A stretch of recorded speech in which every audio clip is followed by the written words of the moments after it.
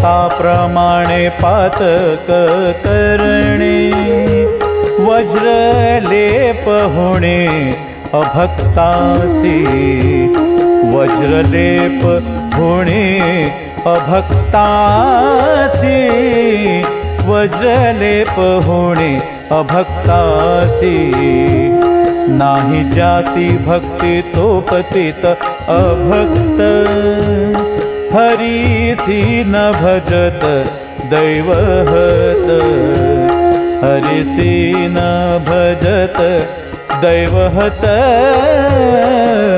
हरीसी न भजत दैवहत, अनंत वाचाळ बरळती बरळ, त्या कैसा दयाळ पावे हरी, त्या कैसा दयाळ पावे हरी, त्या कैसा दयाळ पावे हरी.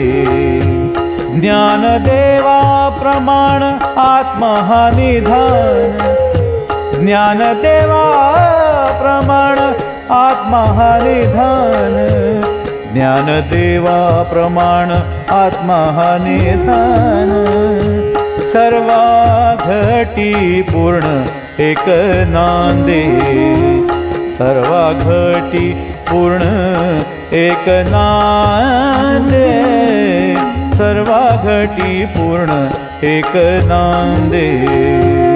हरी मुखे भरा, हरी मुखे भरा, हरी मुखे भरा, हरी मुखे भरा, हरी मुखे भरा, हरी मुखे भरा, पुण्याची गणना कोण करी, पुण्याची गणना कोण करी, पुण्याची गणना कोण करी.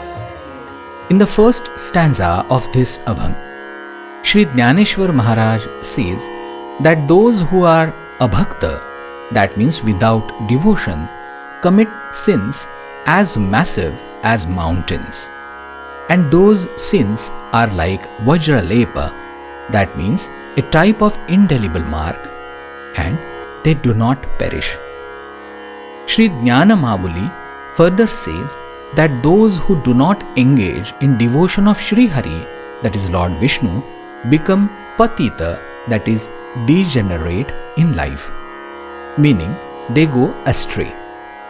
People with bad feet do not worship or perform devotion to Sri Hari.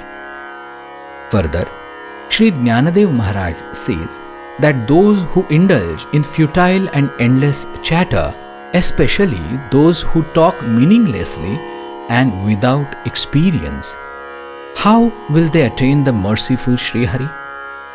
Here, Sri Jnaneshwar Maharaj has used the word barala, means chatter, to refer to mundane conversations or inexperienced spiritual discussions as well. Sri Jnaneshwar Maharaj says that the Atman, that's soul, is established in all moving and non-moving things. It is the consciousness in every inanimate object.